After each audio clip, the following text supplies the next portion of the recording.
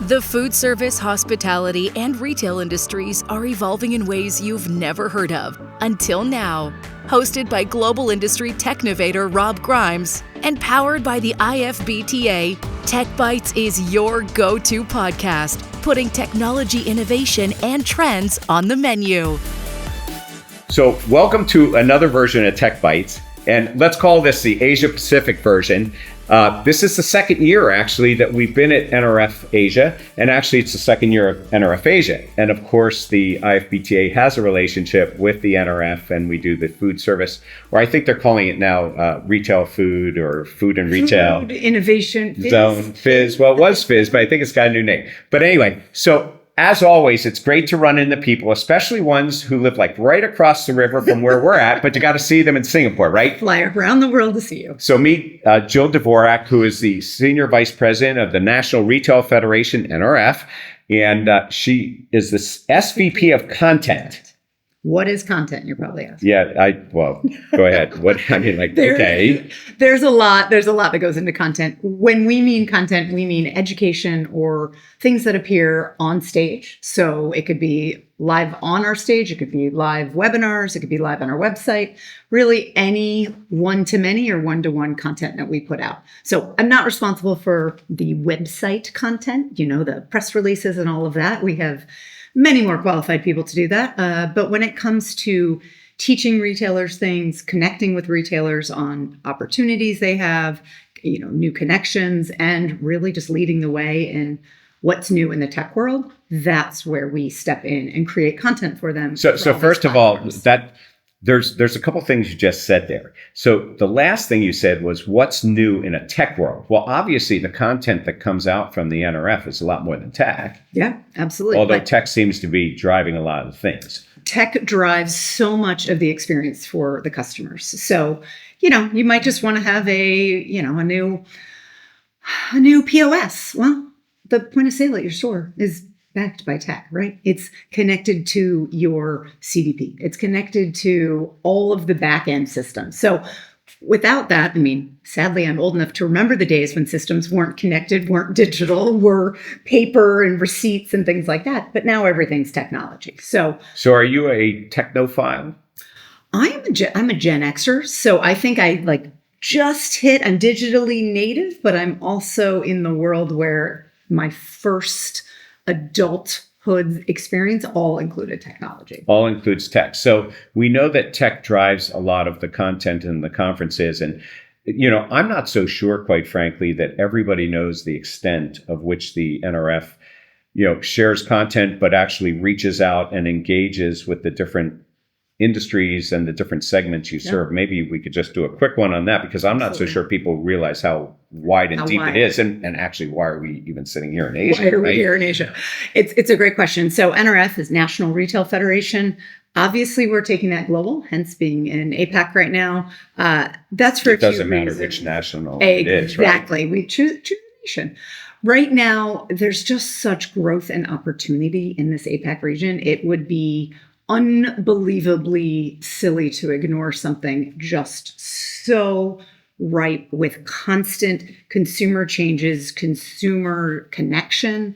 A lot of this area really leapfrogged where the US was from a technology perspective.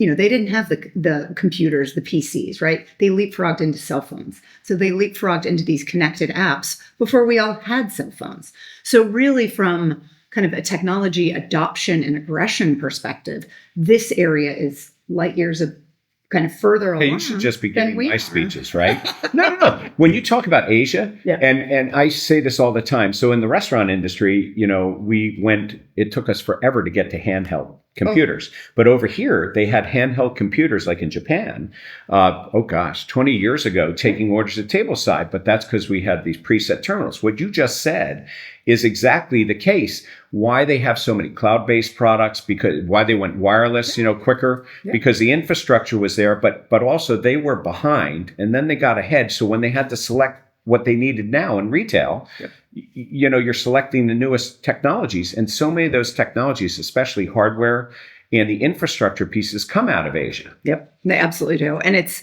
it was a market that honestly was just, there was no reason not to come and enjoy learning and bringing back a lot of that actually to the States. I mean, we're doing, we work with Comexposium, our partner here, on bringing what content makes sense to this stage. There are still learnings everyone around the globe can, take from everyone. However, what's so interesting here is that I, as the head of content, can actually take this knowledge back to our members at NRF. So you asked me, what does NRF do? Who are we? Why, who do we reach and who do we serve?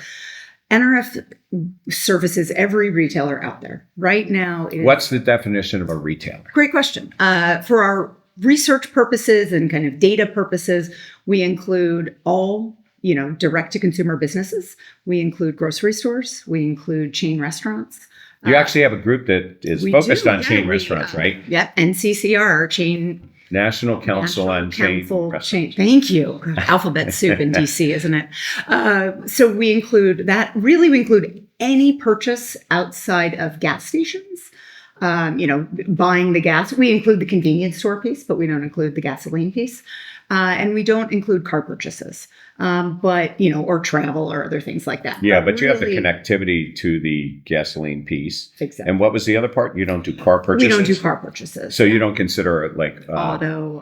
But go look at the merchandising that happens in there, right? It's sort of like a hotel that has a micro market. You would think that hotels are not in the retail business, but they are. And now those chains are doing e-commerce, selling their sheets or soaps, right? Exactly. Restaurants, the same thing. I had a conversation with somebody this morning about Cracker Barrel. Yep. Is Cracker Barrel a restaurant or is it a retailer? Oh, that's and then you look at these people do airports, stadiums. They're really in all of them. So there's so much matchup between hospitality, food service, and retail, right? Parodies, Hudson News, all of them. So we would include all of those outside of just the gasoline, petroleum purchase.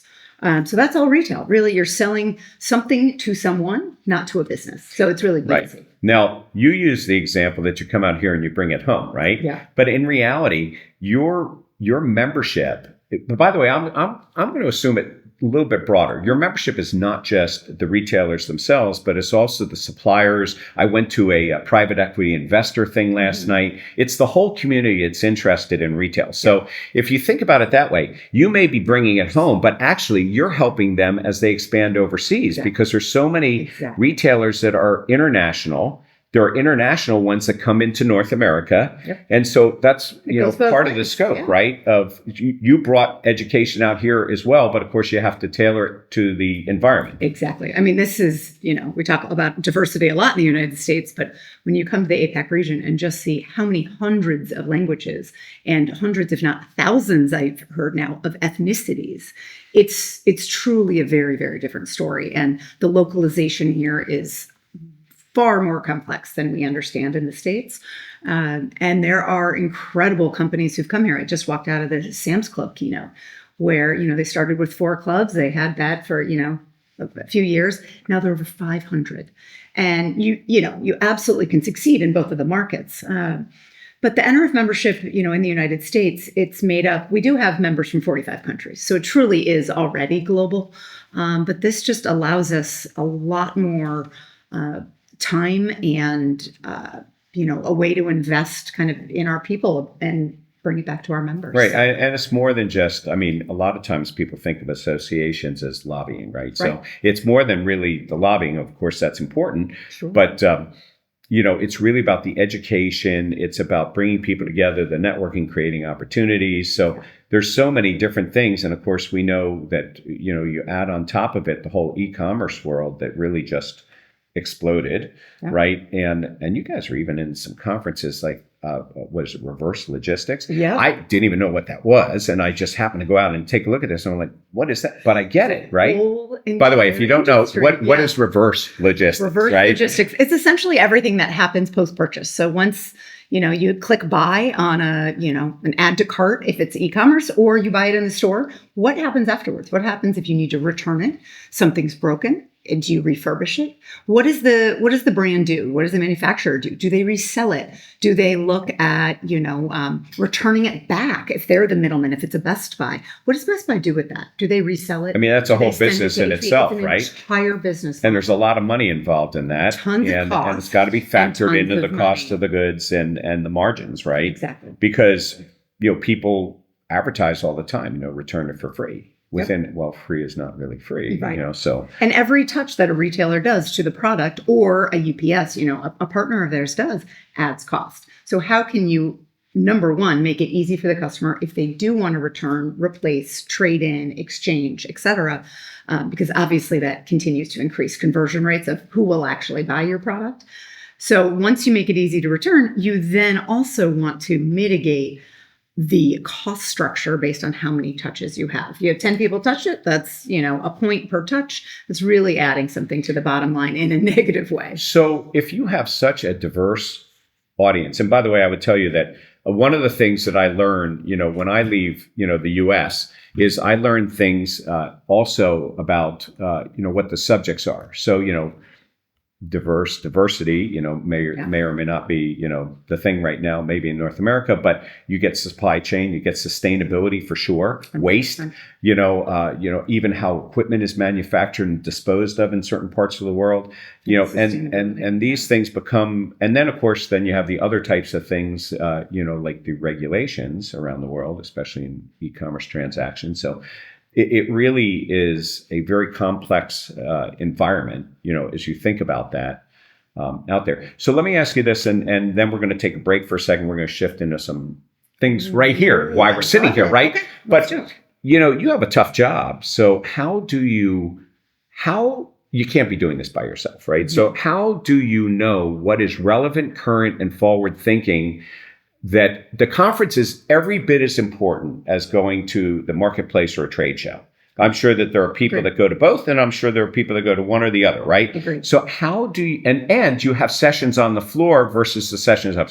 So how do you, being in charge of content, decide what is relevant at the time, and which, by the way, may change from when you started to. So how do you stay on top of that?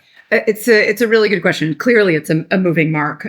So my background is I spent 20 years in retail myself. So I was a buyer, I was a merchant, and then really one of the first kind of e-commerce buyers, where that was a totally separate job where you would buy for the online store versus the physical store, right? So growing up in the environment where you really understand product, the marketing, the life cycle that goes behind it, that firstly gives me kind of the knowledge base to understand what retailers are dealing with. Yeah, I don't know how you talk about it when you don't understand the business of the people that you're doing. It's huge. And then it's more than just liking to shop. Because who doesn't?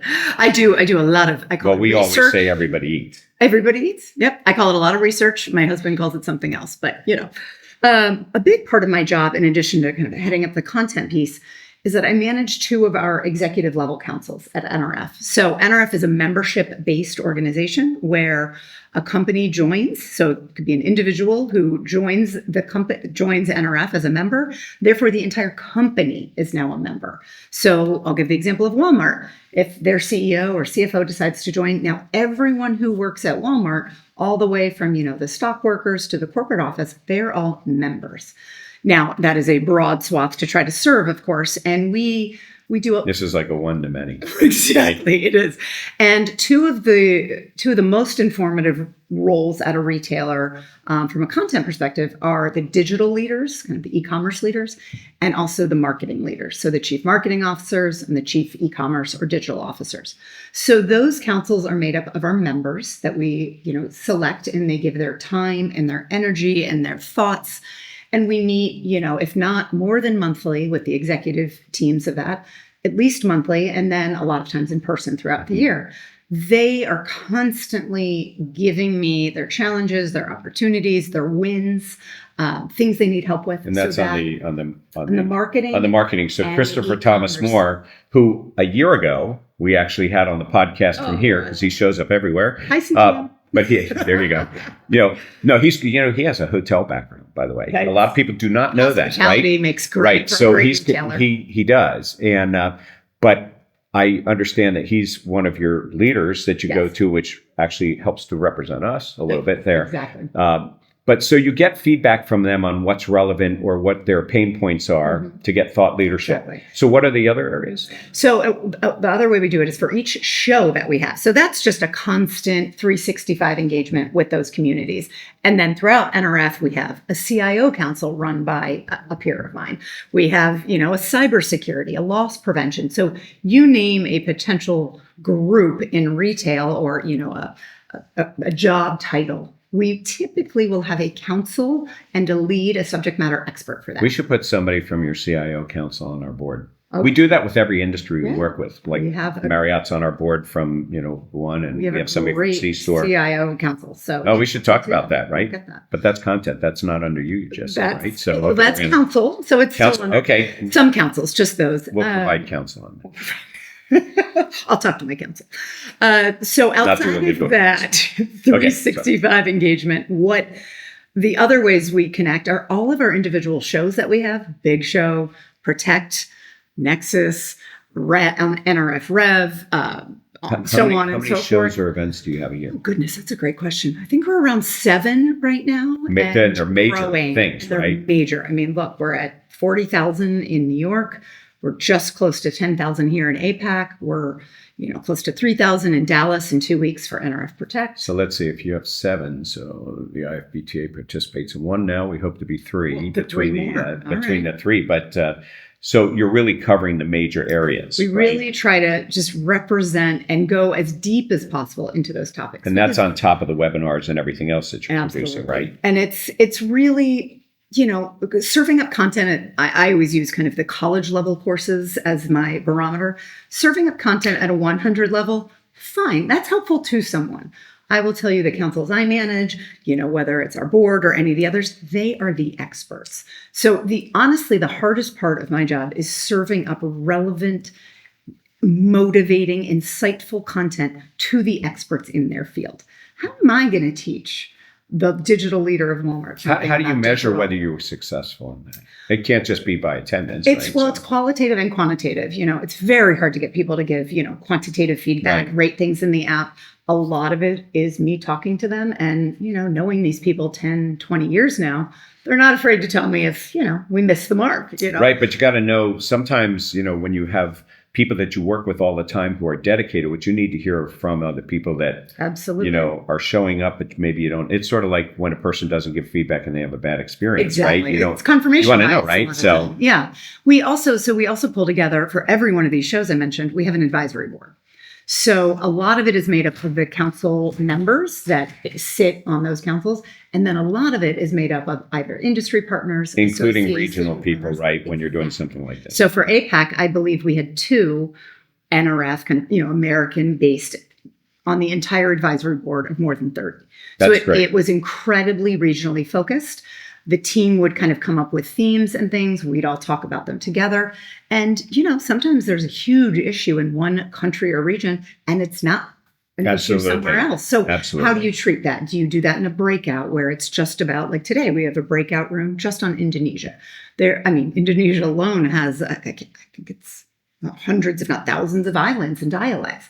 So there is something so unique about being able to capture just a deep dive on some of those regions that we can't fit all of this at the big show. We are literally busting at the seams from, physically and just time wise. We couldn't possibly fit any more into that day. So this being around the world and then coming into Europe, that really allows us the chance to go a bit deeper. So let's just take a break for a moment and come back and really talk about how we drill down, regionally in that. So, Jill Dvorak, the Senior Vice President of the National Retail Federation for Content, which is what we're discussing and creating today. We're going to take a break and we're going to come back and talk a little bit about what we're seeing here in some of the regional piece. Sounds great.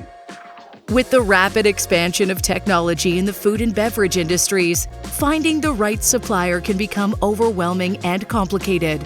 To simplify this process, the IFBTA created Exchange. Exchange is a powerful search tool where users can easily narrow down their technology search and refine results by application type, geography served, department, and more. Browse resources and learn more about the industry's technology suppliers at exchange.ifbta.org. Now, back to the show. So welcome back. And I'm with Jill Dvorak, who's the Senior Vice President Content for the National Retail Federation here in Singapore at NRF Asia.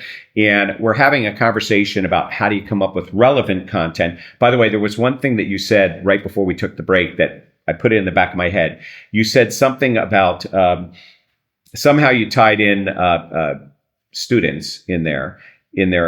But I also find it fascinating, the student activities that you have during the big show in New York, bringing all the people who are interested in retail and the colleges and things together. Yeah. But I know they're getting that experience here, but I bet you're getting a lot of, from that generation, you're getting equally the feedback by having them there as well. Absolutely. I don't even know if you know this, but our theme for NRF Big Show 2026 is called The Next Now. That is that generation. So they are coming, they are individuals, they vote with their wallets even more than any other generation has. And we all, as retailers and representing retailers, we have to get ready for that. So we do an incredible student program every year in New York. My colleague Adam Lukowski runs that, SVP of NRF Foundation.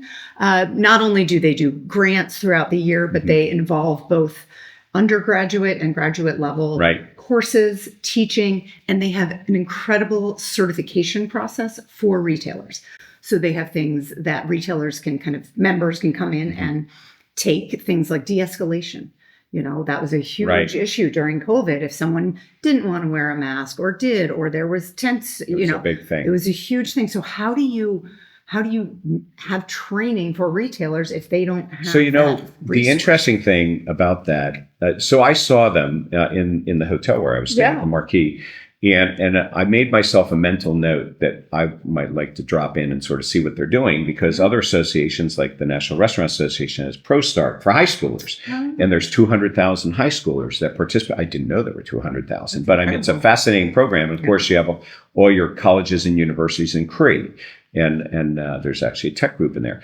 But we have a certification program that teaches impartially about all the technology used in our industry. And the thought occurs to me, we give that to the hospitality schools because they teach in retail merchandising, and they teach, but the technology, which especially entrepreneurs need, how to manage, which is what this is about, is sometimes lacking because they teach culinary, but they're not. So maybe we should think about collaborating on that, and doing it. By the way, I should mention that, I'm going to mention in a minute. I'm not going to mention it. But that's something I thought about when I saw that, and I want to explore that deeper, and that somehow comes under it. So that brings us to, why we're both sitting here in Singapore right now. So we're at a very large, technology conference. And obviously there's different groups that are here in ops, in all the different areas, but it's about technology.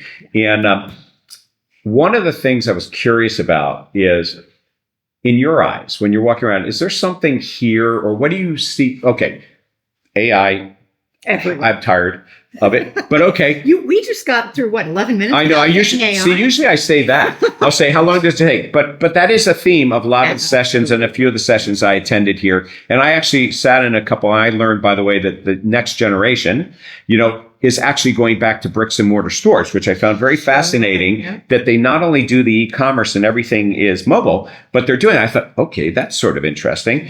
I heard that in a session here, so I learned something. I'm going to take it home.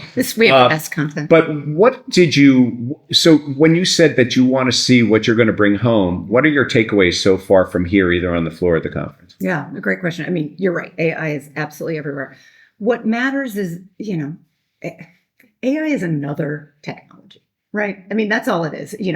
There's all of this discussion of how to use AI. Where do you put it? Where does it sit in the org? What's your policy? And we have to worry about all of that when you're running a business, right? What ethical rules are you going to have or not have? What are you going to allow to be AI generated? What needs to be owned by you? What needs to be copyrighted by you? And what doesn't? But what I've seen here is, in the States, there's so many retailers looking at tools that are agentic now. That's kind of the next phase. That is the theme. Obviously. And that's,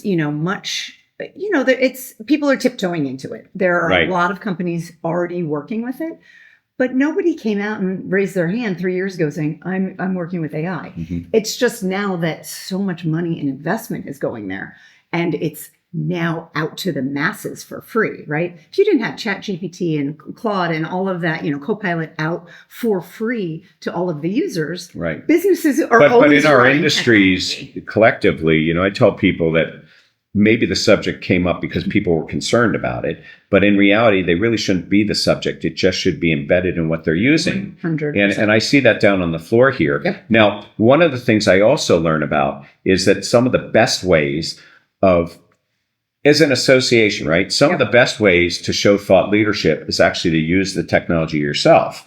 And there were a couple things that came out of this conference, and I would point out that, and of course, we're going to edit it out if it doesn't happen, but it's going to happen. But one of the things I learned here is how far advanced translation services are going, more than just having it translate into a transcript in a different language. Absolutely. And, so I walk the floor and I'm taking a look at, okay, what's interesting? Now I see a lot of shelf labeling here. I don't see too much robotics here, which is sort of interesting, right? I thought that was very interesting. I saw a few robotics around, refrigeration. There were one or two, and pre-sorting, things kind of RFID pushing. There's a ton of supply chain here. A lot of supply chain. And pushing the ripe fruit to the top and sorting the less ripe fruit to the bottom automatically with a shaker of some sort. I mean, that was really... Well, and also I was sort of surprised at the, and I said something about this yesterday on LinkedIn about